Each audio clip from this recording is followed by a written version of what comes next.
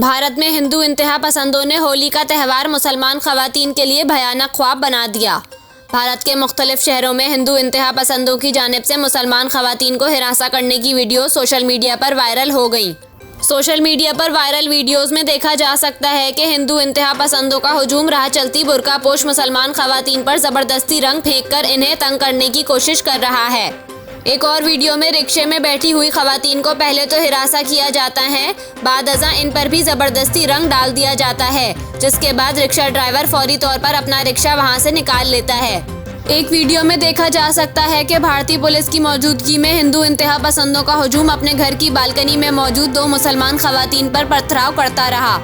Video में देखा जा सकता है कि वहां मौजूद पुलिस एहलकार इंतहा पसंदों को रोकने और मुसलमान खवातीन को तहफ़्फ़ुज़ फराहम करने के बजाय खामोश तमाशाई बने खड़े हुए हैं।